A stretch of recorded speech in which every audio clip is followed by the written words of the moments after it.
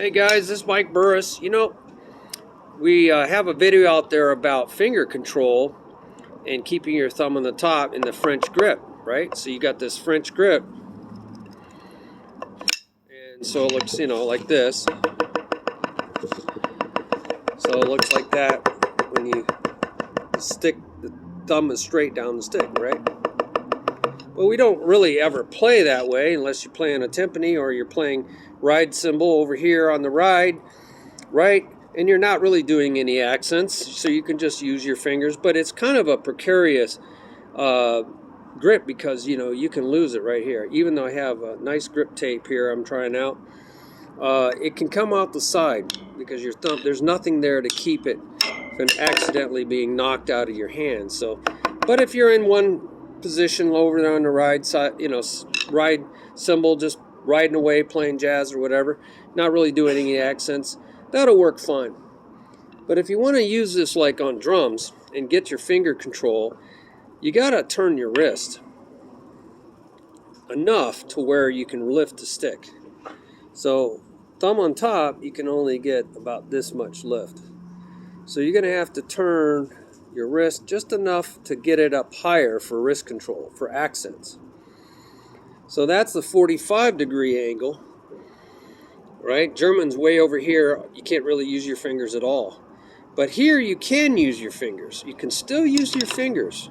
So it's not quite on top, but the thumb's in the way now so that the stick can't fly out of your hands. It's not way over, but it's just enough to get there. Now, instead of necessarily keeping your thumb on here, you can kind of angle it. So there's a little gap here now. And I'm going to go down. Here we go. So you're going to get, instead of the first groove, which is you're going to be in the first groove, you're doing French timpani, you're going to let it slide into the second groove. All right? Because you're going to have your finger, you got to get your finger under here in order to use this fulcrum. Right here, you can do fulcrum because the finger's under the stick. Right? So you can use the fulcrum. But in order to use the fulcrum, you're going to have to get a little more finger under the stick. So you're going to have to get into the second groove. Now that does kind of clamp off the stick. It doesn't move as freely, but I think we can get pretty much a lot of it.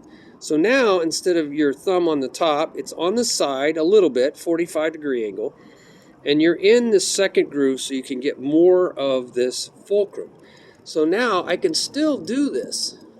I can still use my fulcrum, and I'm not hitchhiking, I'm not way out here, but I'm not perfectly, I like to be like this, but I might be a little bit, in order to get the top of this is pretty much even with this knuckle. See that? It's still pretty much even with that knuckle.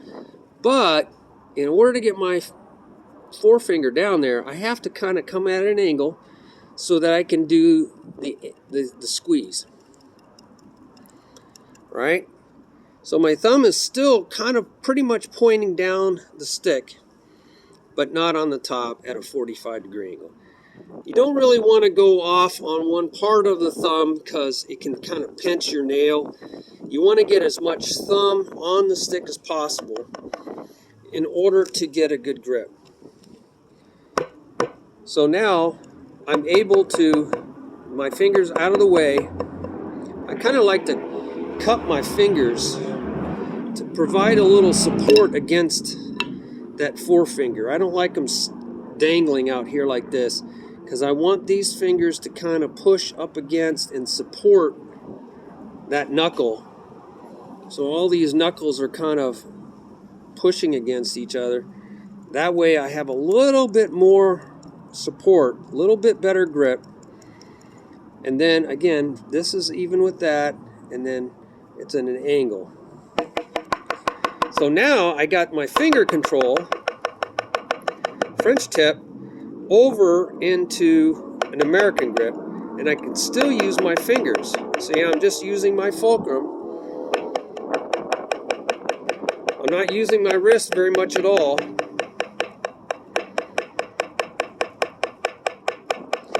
Now, because there's not a lot of motion in here, right? You got to really work that finger. You got to work. The fulcrum doesn't move as freely as the other French grip. So you see that? I'm losing my son. Now, it's pretty tough, but you got to work that fulcrum. You want as much power out of that as all the other fingers. Now, these are a lot freer to move, aren't they? So they're going to really move fast and really work on that pinky there. So this is a good exercise. It's a finger exercise where you're in that grip and you're doing this. Now you can do the same thing with French grip. Just got to have it right on that finger. That's the French grip. And now this is the American grip. And I'm still doing that finger. So it's a little bit more of a workout because the stick isn't moving as freely in the seesaw. So I hope you can see that. But you want to exercise all the fingers separately, isolate them, and then put them all back together, and you have this finger waving exercise. And now you can use this. So it's almost like the Billy Gladstone free technique, but now you're actually using your fingers and your wrist. So, but you can stop using your wrist and just use your fingers, or wrist and fingers. So I'm kind of doing the Billy Gladstone continuous motion, which is no finger action, just wrist motion. And then now I'm pulling my fingers in a little bit. I'm adding a little fingers. I'm up in that second knuckle grip.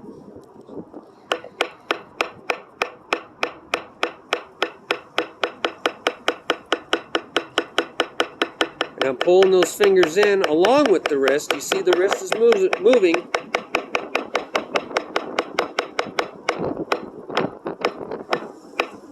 See, I'm even coming up a little bit. I call this fishing, going to the end of the pinky. This is like the Gladstone with no finger control, right? This is no finger control. Now I'm using the finger control, and this is like fishing, wrist and fingers together. And I get the Gladstone, continuous Gladstone going, and I pull my fingers in because the stick is trying to push my fingers out with every single bounce. And now, as I go faster, I have less and less wrists, more and more fingers.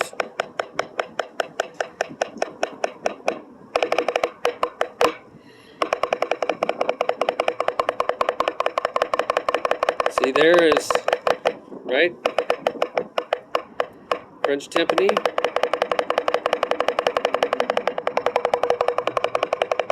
Go out into the second knuckle. Go back in. I'm having a hard time staying in this shadow here.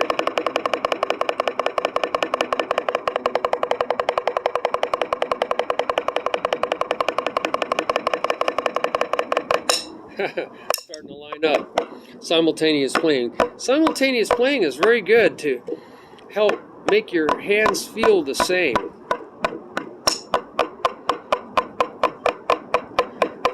The stick height exactly the same.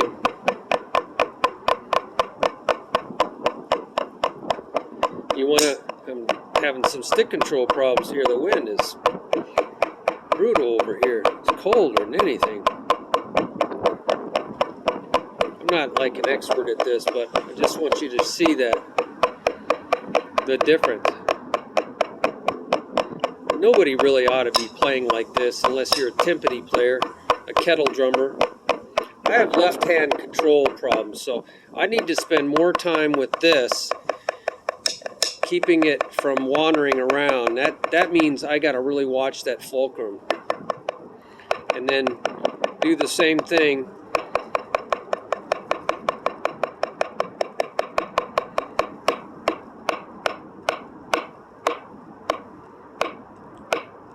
Just doing that, you know, coming out. This is Gladstone with finger control. Just try to hit the same spot on your drum. That's why I put a piece of tape on my... I'm hitting the tape now. It changes sound a little bit. Right? Well, I hope that gives you some ideas. Again, put your comments below and subscribe to the channel so you'll know when these come out, because it's just hit and miss for me. I go to different parks and I got my studio and all my students. I'm juggling a lot of plates here, you know. So also like the video. I guess that helps somebody. Makes me feel better doing all this work for you.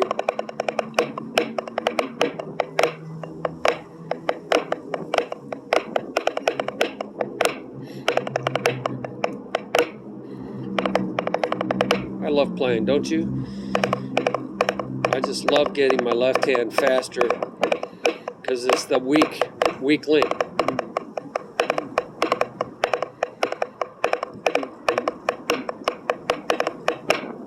It's a weak link. So the more we exercise that side, the better. Well, that ought to help you with transitioning from this to this. So you don't want to go too far or the stick's going to go sideways. So you got to kind of wrap those fingers down a little bit underneath the stick so that it goes straight down. It's easy to do that French grip, but it's a little trickier to do it with, and stay in the letter A, right?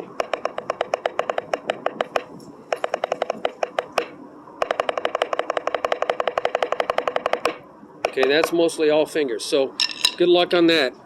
All right, God bless you. Bye-bye.